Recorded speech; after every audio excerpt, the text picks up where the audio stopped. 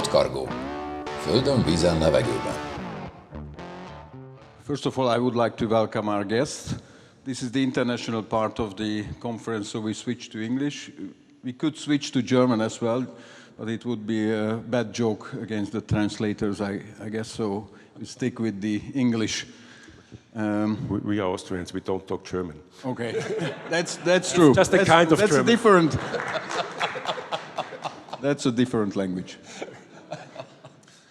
So, we heard in the introduction and also in the presentation from Imre, let's say the realistic situation, which is not so positive. I don't say that our goal and our objective is now to create a better and more positive environment. I would say let's stick with the facts and let's discuss the same challenges or similar challenges in Austria and in Germany and in all other countries in Europe where your companies are present, because we can really welcome not only directors from Austria and Germany, but responsible people who are responsible for a group of railway companies present in many other countries in Western Europe. And this is a very important experience. So, first question is, as we saw, the economy in Hungary is quite on the bottom line, on the bottom point, let's say. The question is it really the bottom? How you see, not necessarily in Hungary, but in Europe, or will it be still worse? So, Christoph, please. Thank you, Gabor, for this warm-up question, right? Easygoing. Obviously, in our headquarters in Vienna, I have this big crystal ball, and when I look into it, I can see clearly nothing. So we are living in pretty interesting times, no doubt. I mean, if we check the newspapers on a daily basis, what the guys in the US are doing at the moment, what is happening on a geopolitical scale, we still have a war in a neighboring country from Hungary. So we live in pretty unpredictable times, I would say. So also, if we come back to Austria, we are, it looks like the third year in a row in a recession in Austria. This never happened before after the Second World War. So it's also that in Austria we are not living in very nice days today. So basically, I am a rather optimistic person, and I don't want to talk all the time about negative things. On the other hand, an early colleague of mine said, you know who are optimists? Optimists are laying in the first row in the cemetery. So maybe we need to be find the way in the middle, and as you said, we would like to draw a realistic picture of the situation. And this is definitely not an easy one, but I would also say not hopeless. Thank you. The question is the same. The question is the same. The crystal ball is also the same. Yeah, and it can be a more positive as well. I think if there is a positive sign, where do you see it at the moment, in the near future? In the near future, so I think it's not only Hungary that is struggling, it's completely Europe. So we say, in Austria we say when Germany has a cold, the others have cancer. So, and this is still the same. It was in the 60s and 70s, and it's also now in the 2020s. I think that one of the biggest problems is that we are focused too much on services in Europe, in Europe's economy. We are producing less. So I have a simple example. I tried to buy for the company polo shirts made in Europe. It was not possible. I can help you. A friend of mine is doing this, but super. It's in Portugal, but I can tell you after. No, Portugal is fine. It's European Union. From China, I guess. We got offers from China, from Bangladesh with, I don't know, 5-6 euros per piece. And finally, we found a solution, but the fabrics was made in Turkey. So nobody in Europe was able to produce the fabrics. So coloring and sewing was fine, but we are not producing in Europe. So we have to think about what we did in the past, after the Second World War, when the economy was growing, by inventing new products and everything. So the people say cheap is beautiful, but it's not true. Not always. Not always. At the end of the day, we are killing ourselves with this policy. So I think we should go back to producing in Europe. Then we have enough on logistics and also enough on railway transport. Okay, Thilo, do you see a same evolution of the markets in your core markets and other markets as well where RTB is present? Yes, as you can imagine, we're highly involved in the automotive logistics, especially from Hungary. So last week, when the tariffs were announced, we said, okay, maybe they stop now 1/3 of all trains. But finally, nothing happened. Last night, everything changed again. So it's very, very unstable situation, and this is not good for railways, because honestly, we like stable volumes, and we want to invest and we want to develop, and these are really crazy times to do this. And so yeah, I have no clue what's going on. I think the German market, you will see what the new government, which was formed yesterday, will do, because I remember 20 years ago it was more or less the same situation in Germany. So we have poor productivity and a lot of social issues, and maybe it will improve, maybe not. We will see, because the electricity prices and all the other infrastructure issues in Germany, they are still a real big challenge for everyone, for the economy, but also for logistics. So yeah, from my point of view, it's not possible to say what's going on during the next months either. Hopefully everything will get better, but no idea, honestly. Thank you. So I think the hope is, or at least my hope at the moment, that I will hear better news from you than what we realize in Hungary is over. But let's see what is the way out, because there is a lot of work was invested into find a way and to put together an action plan in Hungary to influence the government, the transport policy, with some ideas how to change the current system and how to support the railway in order to attract more goods and generally more goods on rail. There were 40 points in Hungary which was put together. I will not read all of them. We don't have the time, but there are some focus areas which we could discuss. There are 8 focus areas in this action plan, which was prepared by the Association of Hungarian Railway Companies. And one is focusing on a higher service level. Second one is lower prices, then making a strategy, a longer-term strategy, then having a predictable, a more stable railway infrastructure. Then an important point was how to connect the industrial production closer to the railway system, to railway infrastructure, intermodality in general, the improvement, and the final 2 is the problem of shortage of skilled professionals, so manpower, and finally the digitalization.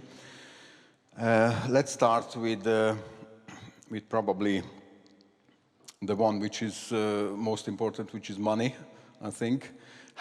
First of all, is the question how to achieve lower prices. One of the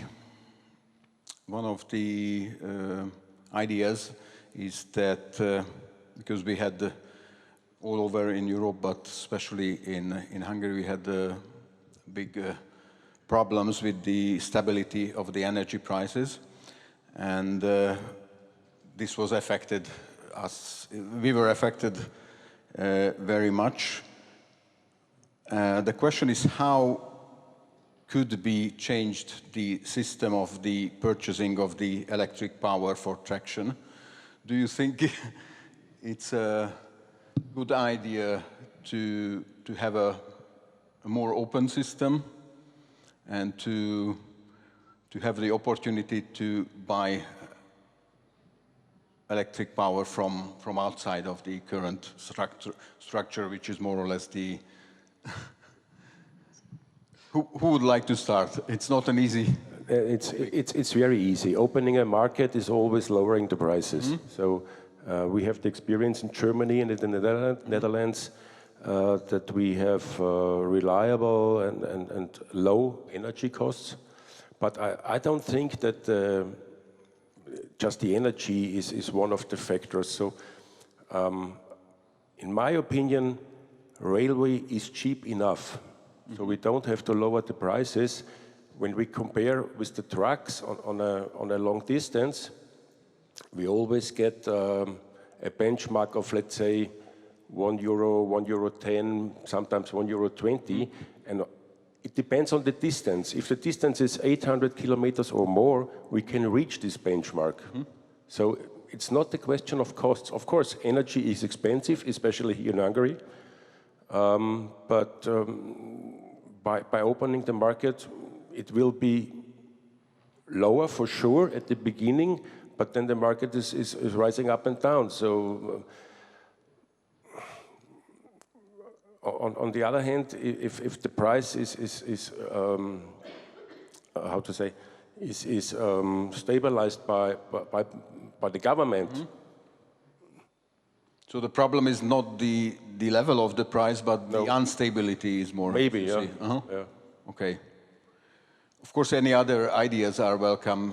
How to make lower costs. Also, the infrastructure fees is one point, which is or the railway the infrastructure companies, like in Austria, invest in production of electricity. So they have you have your own plants. I think you can produce 1/3 of the electricity by their own. Yeah. If you do this for 100 years, you have all the write-offs on the equipment, and it's cheap. No, I fully agree. We have the same discussion in Germany. The price level is not really the big issue. The big issue that the price reliability is not there anymore. In Germany, we've got the infrastructure fee, which is changing up to 5 times a year. And this doesn't make sense. I don't want to have the subsidy because I cannot include in my offers. I just can forward it to my customers. Mm-hmm. So there is no, and also my customers cannot say, okay, I invest in wagons, I invest in trailers, because they have no idea how this subsidy will work in 2 months or in 2 years. So we ask for reliable framework, financial framework for our sector, and then everyone can decide. Like you said, does it work with 500 kilometers trains, or do we have a maximum distance or a minimum distance of 600 or 700? Mm-hmm. This is quite simple market, and this will work. And we have to go back to that. As I mentioned earlier, railway likes stability and reliability, and this is also matched with all the infrastructure works. Okay, it's not good if we have to run a detour with 100 kilometers, but if you know in advance and you can rely that it works, it does not make me happy, but we can manage that. And this is, I think, the most important message, or should be the most important message from our branch to say to the politics: please do your job, and we will play with that market. Christoph, would you like to add anything to this? I think not really for the energy prices. I generally agree with the two gentlemen, but still I have to admit, What we saw, for example, in the year 2023, when the energy prices were really skyrocketing in Austria, we saw at the same moment an 11% drop of volumes in the whole market. So, I mean, there is a correlation between price and shift between rail and truck. But generally, of course, we need to do our homeworks. We can also not always push the things that somebody else is responsible and why we are in such a bad situation, but the question of reliability is, I think, the key for it. Obviously, ask any customer outside, all of them will tell you they need higher service level and lower costs. I mean, I don't know, I'm almost 30 years in logistics, and it doesn't matter in which field of logistics, they are always telling you the same. So that's not a big surprise, but the key is really reliability. Reliability for us, you know, from political side toward the railway companies, and then from our side towards the industry and towards our customers. And if this is a good match, I think the system will work. Yeah, I think it's an important point. Stability and reliability is important. That was my experience also regarding transit times. The problem was not usually that it is too long, but it was not predictable. So it's a bit similar. If we still stick with the topic of money and the financial framework in the rail industry, then we have to mention the different ways how the state can support the railway. We also in Hungary we have a system of a financial support fund of the single wagon system, but there are other ways how to support it financially, centrally. For example, intermodal different projects and funds for rolling stock. This is a way. What is your experience with this in Austria or in? I mean, I would say in Austria, compared to other countries in the European Union, we are overall in a pretty good situation. I mean, similar to Germany, we have a pretty new government at the moment, so let's see what our new minister will do. But even despite Austria really is going through a severe saving program at the moment, and a couple of billions are missing in our country budget, so far the signals from politics is still rather positive towards railway industry. You know, I always say in Austria we have basically two different things. One, we are calculating in billions, and the other one we are calculating in millions. The billions is obviously the infrastructure, and it was for me again very interesting to listen to Reka before with the infrastructural issues on the Hungarian net.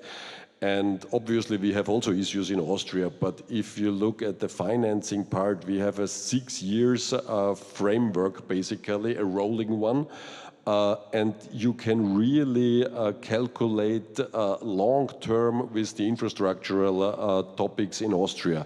And there is a really big political support for, I mean, I can say almost eternity towards railway infrastructure. And at the moment we have on the Alpine corridors the town closure, and obviously that hurts. Only for us it will cost us around 12 million euro on detours, but usually the market is not very well supporting. But on the other hand, we are happy that there is this investment, and that afterwards, from this summer or autumn, we have again very good tracks.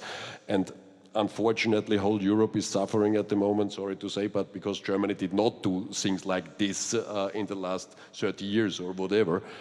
So this is the one side what I see extremely positive in Austria. What I'm missing is the European alignment in the infrastructural programs. Again, staying on alpine corridors between Italy, Austria and Germany. You know, we had 3 weeks ago a big meeting where we were trying to put all the infrastructural issues from Italy, from Austria, and then from Germany on the same corridor on a map. It is ridiculous, you know. It looks like Italy is not talking to Austria, Austria is not talking to Germany, or anyway, nobody is listening to anyone. And then if you want to run trains, you are coming from one crazy situation to another crazy situation. So this is one where I see a lot of improvement on European level. But coming back to the millions, also for railway transports, we have a quite good system. You know, single wagon network in Austria without the subsidies what we get would be impossible. We also, when I look to Germany, and we are in close contact with Nikuta, and you know, I think at the weekend she was saying, okay, either I get more money or I have to close the single wagon network because I need to be profitable in 2026. How she want to do it? I mean, I'm happy that I'm not in the board of RTB Cargo, to be honest, but still, cross fingers. Same, we have subsidies for combined transport, for the rolling highway. So for Austria, this is okay, but railway is not a national business. Railway is an international business, and we have to think much more on European levels than on country levels, in my opinion.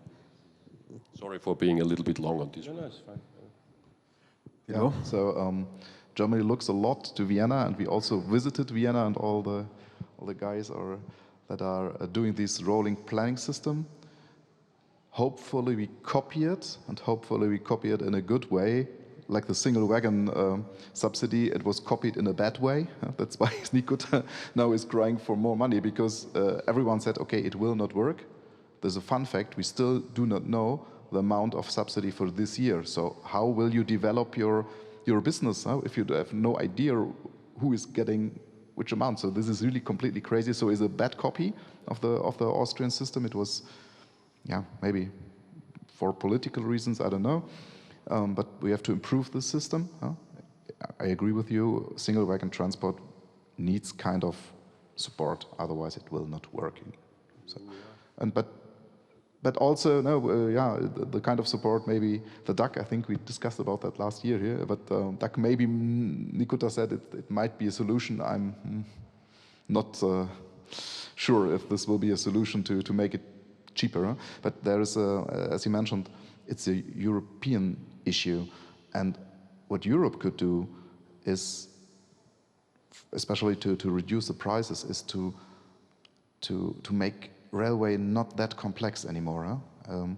Imre mentioned it earlier. We need smooth border stations, border lines. I grew up at the border, Germany to no border lines. Yeah, more or less, yeah. But I grew up next to the Belgian border, and it was normal that Belgian locomotives run up to Aachen, to the border stations, yeah, with Belgian locomotives, Belgian drivers. It was quite simple, but everything or every step makes it more complex during the last year, and it should be the role to make it easier, to make it smoother. And then there's the link to ETCS. It was a good idea, but the market was much faster. So we operate intermodal locomotives that run through whole Europe without ETCS for, I don't know, 10 to 15 years already. And the ETCS is just making it more complex, and it's not possible to do all the updates on the locomotives. We discussed that a couple of months ago, because there is no benefit. We just have to spend money that goes to a couple of companies, but there is no benefit for the rail freight operators, and also not for the customers. So this is one thing that has to be done on the European and the era or whatever, to say, okay, if we go on with ETCS, there's one European-wide ETCS, and everyone has to follow this rule on this is the valid rules for 10 years. This is a very, very important thing to reduce the price level, because then we can invest in one ETCS baseline and everything is fine. Yeah, it seems that we are a bit further from the topic, but in reality everything is connected, so I totally agree. Interoperability is a topic since many years, and there are small steps, but we are talking about still connecting different systems and not about one common European system. Yes. I want to add to your question. First of all, in 2 years' time, you can buy DB Cargo for €1. I'm for sure. Second thing, Not interested. Second thing is investment in infrastructure is investment in the future. That's also clear. For the subsidies for the single wagon business, I have a different opinion. I propose to give the subsidies not to the railway companies. I think we should give it to the shippers, that they change the system, because from production point of view, it's very expensive. Bringing one Habis wagon to a loading station, I don't know, 50 kilometers diesel track and so on. It's better that you give the subsidies to the shipper, that he will adjust his loading system to switch to combined transport and then go a short distance, in best case with an electric truck to the next terminal, and make combined transport instead of single wagon with classical wagons. This is my opinion. It's a different topic already. It will cost maybe right, the costs are the same. Yes. The costs, the subsidies, the amount of money will be the same, but it's if the shipper is forced to do it, otherwise he have to pay back.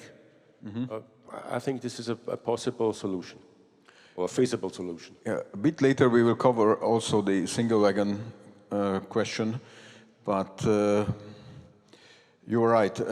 So the responsibility of government is one hand is to subsidize in some way. On the other hand, there is also an option to make a restriction, to push in some way the market towards a greener or a cleaner economy, and that is also a responsibility of the local governments. And our goal is to influence this process in a way that this system is more railway friendly in general, not only in Hungary but everywhere in Europe. So this is a big topic. We will not cover all the aspects now. Yeah, I agree, but we have to be always careful when politics interfere. Most of the time, at least I assume, they do it with good intentions. But sometimes they don't really think through what the things mean. And we have the one or other thing what happened through our last government, where they had very good intentions to move cargo from the road to rail, where the outcome was, beside of a lot of struggles, rather. So you say it's easier not to involve politics in some ways if it's not necessary? No, in the right way. For example, if you look at Switzerland, I mean, okay, we are leaving the European Union now, but if you look at Switzerland and what Switzerland is doing to force companies, you know, in Switzerland you cannot build a warehouse from a certain size if you have no rail connection, no siding. It's impossible. And it's not only enough to have it, you have to have a commitment that a certain percentage share of the goods what are going in and out of industrial sites of warehouses, you have to transport by rail. If you do things like this, okay, that has an impact. Or also think about the transit through Switzerland in the Gotthard and so on. When you go from northern Italy to the Benelux harbors, everything is on the rail, because otherwise Switzerland is not allowing the transit. So that there are also pretty good examples. Yes, you are totally right. And regarding Switzerland, it's a perfect example how it can be done in the right way. Yes. We shortly mentioned single wagon traffics and also intermodality. Let's make a connection between these two topics. How do you think, what is the future, what is the role of single wagon traffic? As we saw also from the presentation from Imre, the market is shrinking, but for certain industries, like for example the forest industry in Hungary, there is no other short-term solution rather than single wagon traffic. Is it, so do we need higher subsidies, or do we need other technical solution to put everything on an intermodal, or we have to mix the solutions in some way? Who would like to start? I will give the question back. Why is there no other solution for single wagon traffic? Because when I think about Hungary, so I'm not an expert about Hungary, absolutely not.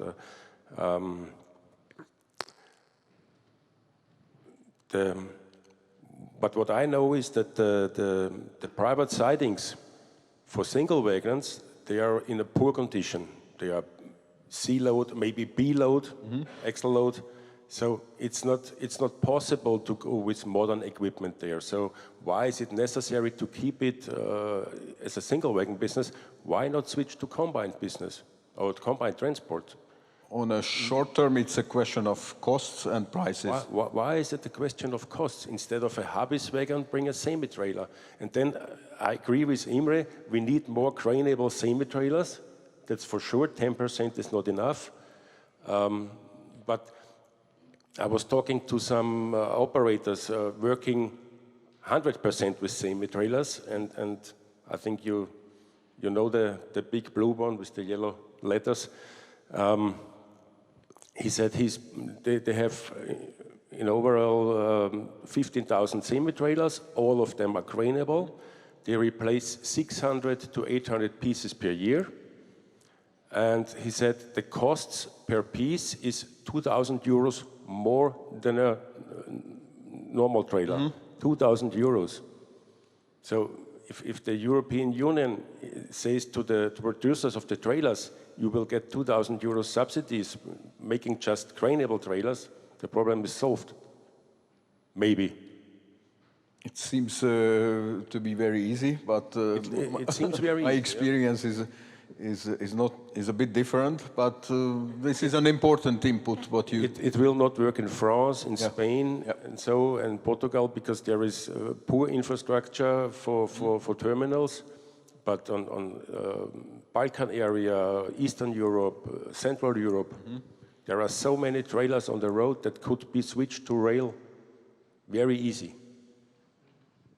It took me today 3.5 hours from Neusiedl am See to reach this hotel, and one of the reasons for it, besides of construction works on the highways, because the construction works, as we know, are not only on the railways, were the truck traffic. And I always wonder between Vienna and Budapest how many trucks are on the road, and I'm counting the trains. I always think, okay, 1 train, 2 trains, 3 trains. So basically we could run, I think, every 5 minutes a train between Vienna and Budapest if you want to shift the trailers on rail.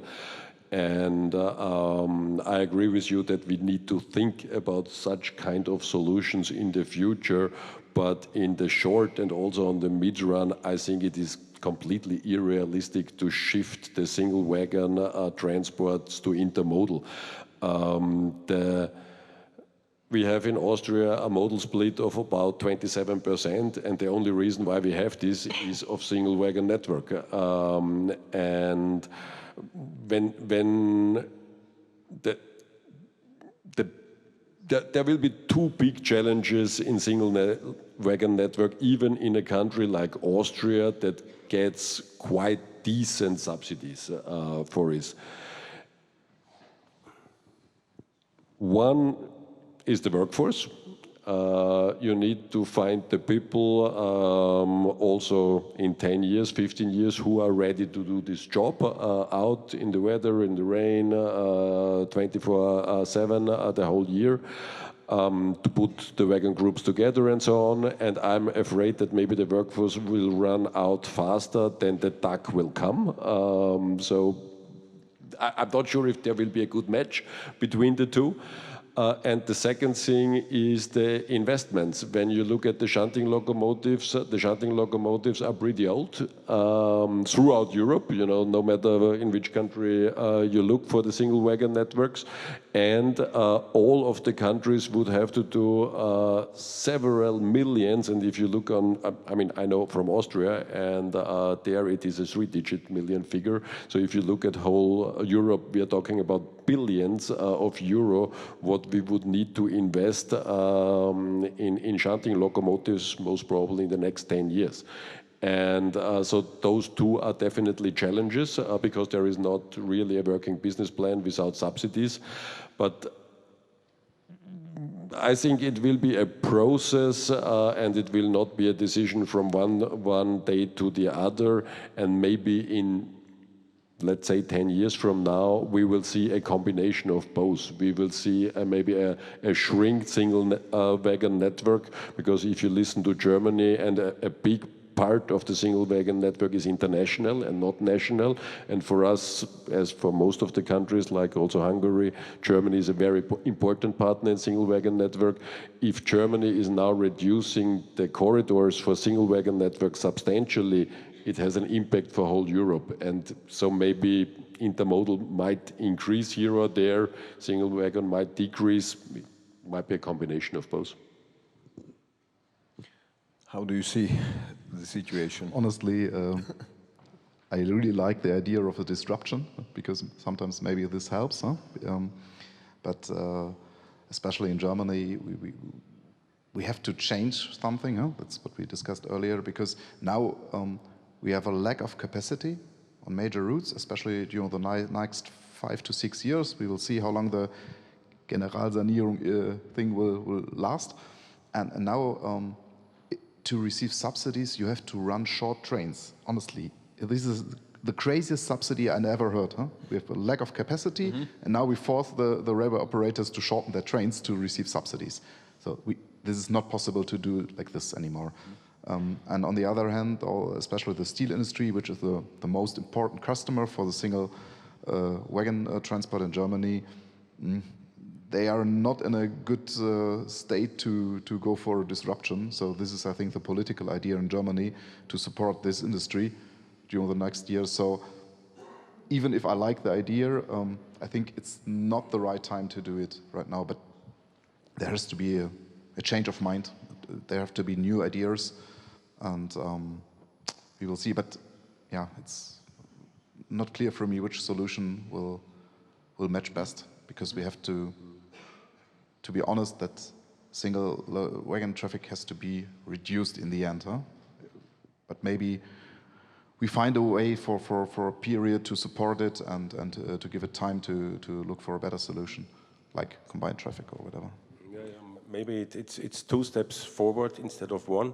And as you mentioned before, we should look about borderless Europe. This is very important from my point of view. It's also, you were talking about the staff. It's, from my point of view, it's absolutely necessary to put English as a common language for the local drivers on the main routes, let's say. This is so easy. The whole airline business is talking English, and I'm sure that the pilots from China or from Russia, they have no Oxford English. And it works, and we have a big advantage. We are on the ground, so we cannot fall down. So this is, and if a dispatcher says all trains stop, it doesn't matter if the local driver is from Germany, from Hungary, or from Austria. If he has all trains stop, he pushes the red button, and the train stops, and then solve the problem. So this is one of the things. English as a common language. Open border stations. It's not necessary to change a locomotive or driver in Hegeschalom or in Passau or in Petroschalka. It's also possible to do it in Kitzé or in Gjör or in Regensburg. If the driver is allowed to go these 50 kilometers more, why so difficult? Yeah, interoperability is the key. I fully agree, and there are some steps which cost a lot, and there are some which is quite easy to do.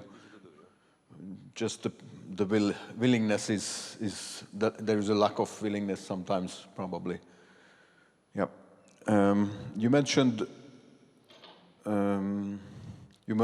also the common language, and it also means in some way a common rules how to use the infrastructure. And with that, I would like to go back to the next topic, which is manpower, or let's say the missing manpower. This is in some way also a generation problem, probably, to attract young people from Y or Z generation is a different. We need different tools. On the other hand, we have to make generally the railway industry more attractive, also for our other generations. What is your idea or your experience? How to attract more people and how to keep the people? Because it's also a problem that there are young people who are coming and go, but in some way we need staff on a long term.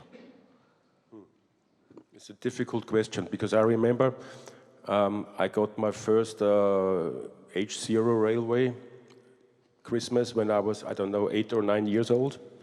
And my father was a railway worker and my uncle were railway workers and local drivers. And they say, go away, little boy, you just disturb it. We will play, you know? Mm-hmm. And at that time, when I was 8 or 9, I was thinking, I don't know what I will do later on, but for sure I will not be a railwayman. So, okay, this didn't work. It did not happen. Yeah. But this is one thing, when you have to, I mean, you have to produce an interest to become a railway worker or a local driver or dispatcher or whatever. Even in the schools, when the people are in the primary schools, 10 years, 12 years old, they have their PlayStations, they have their, I don't know what kind of gimmicks, mobile phones and so on, but there is nothing from our industry. It's our job to create an interest for that business. Mm-hmm. Okay, there are some university dealing with railway infrastructure, for example, in Austria, but there is nothing for the basic. Mm-hmm. So we have to create some interest for the people, because the jobs are paid good. Mm-hmm. So when I think what a local driver is earning, it's quite fine. And we have to create some interest by the young people. But this is our job. Yeah. Nobody will help us. That's for sure. The main question is how to create this interest. Christoph, what is the experience in this way at Rail Cargo? Yeah, you know, we are investing quite a lot of money in marketing, and quite a lot is related towards manpower and human resources. So really we are going out everywhere at every rail station and having, okay, we are looking for these people and that people. Last year, not at Rail Cargo Group alone, but at ÖBB, we had 120,000 people only in Austria, and we are now in 18 countries as Rail Cargo Group, but only in Austria, 120,000 people applied for a job at ÖBB. And the whole group has 46,000 people. So we have obviously a big generation topic at the moment. So in the next 5 years, quite a few of our staff with a lot of know-how, I have to admit, will go into retirement. But we really see that if you try to go with a very positive advertisement in the market, show the people that railway business, there is nobody from Austrian compliance, so I can say is sexy, then young people are interested to come. And we also see, you know, as I said, Austria is now in the 3rd year in a recession. jobs at ÖBB are considered as safe jobs, and of course maybe we are not the highest payers in the industry, but we have a certain reliability as a company, and we are a stable place to work, and also the fluctuation is on an okay level at the moment, I have to say.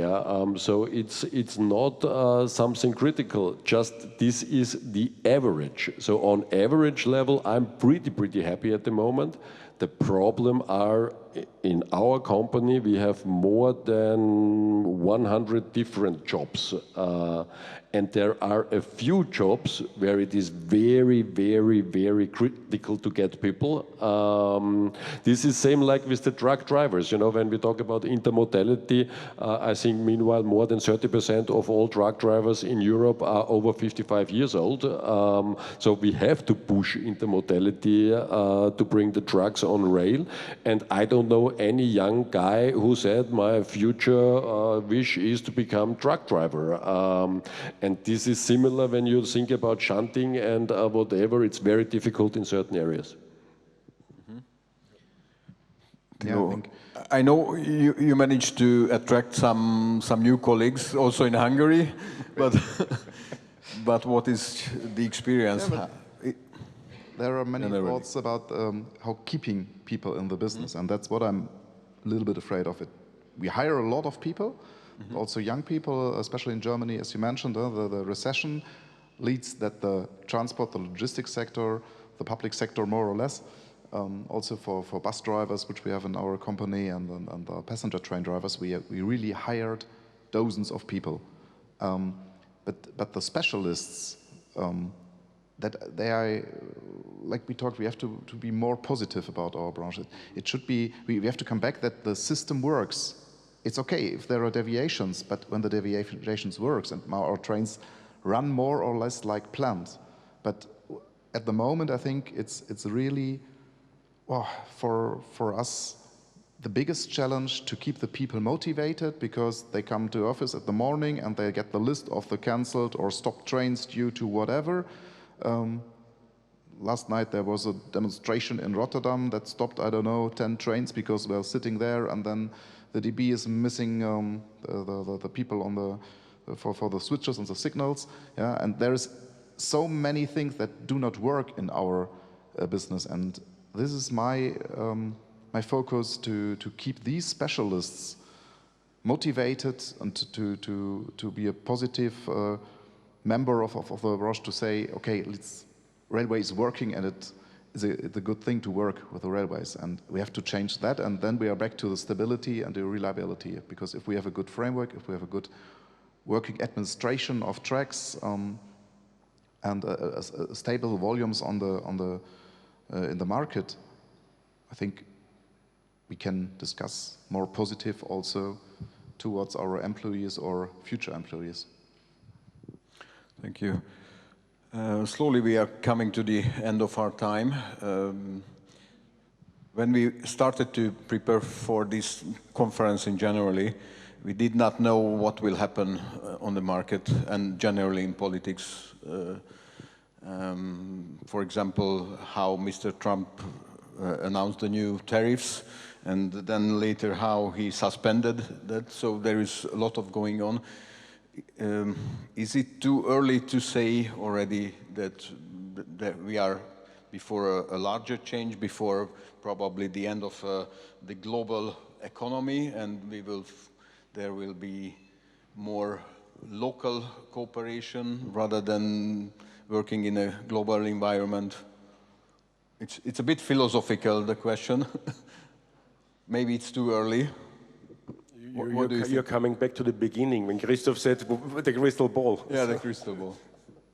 Yeah, I'm dreaming about having a sight into the crystal ball, and I hope you gentlemen are the ones who can have a sight inside. I think, as we said, there are always ups and downs, and if we start maybe producing inside Europe and transporting and logistics inside Europe, this will help us a little bit. For me, if you run a railway business, you need a long breeze and deep pockets, that's for sure. But for me, the glass is always half full. So at the moment, we have a problem, but it will be better later on. Good approach. What is your opinion, Thilo? Yes, I think it's quite too early to say which direction the world market will go. There are indications that there will be more local manufacturing, like the tariffs also try to cause. But yeah, there will be enough work on the railroad to transport, because as we mentioned now, the truck drivers, and if you imagine how many truck drivers do you need instead of one train with trailers, so the solution, if the number of people who are able to work reduces, so the railway is of course the solution. So I'm also confident that our business will go on and grow. That's good. Christoph? And I'm pretty sure that whatever Mr. Trump is doing, he cannot stop globalization. I mean, I agree that it would be nice to have here or there more local sourcing and more industrial production again. This is what he's wishing for, right? That's the reason why he's doing all the craziness, because he believes in the next 2 years he will have 500 new factories in the US. I have my doubts personally, because I don't think that his breath will be that long. As we can see from yesterday to today already, things change. So I'm a firm believer that you cannot stop globalization. And but we will see shifts in volumes, you know. But I fully agree with you. The glass, I think, as a railway person, should be always half full.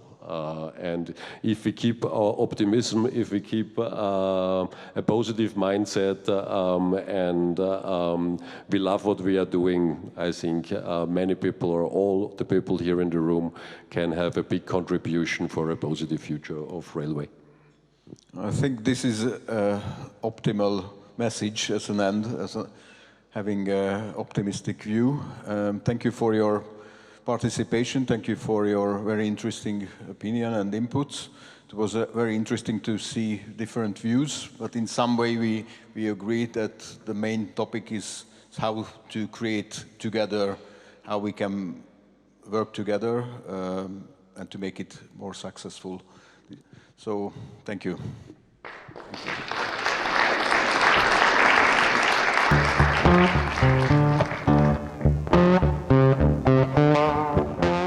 PODCargo. Földön, vízen, levegőben.